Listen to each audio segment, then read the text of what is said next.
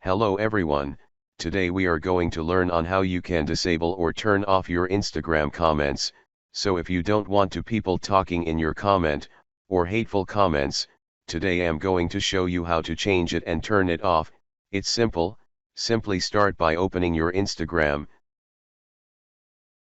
Then after having it opened, simply start by opening your profile menu.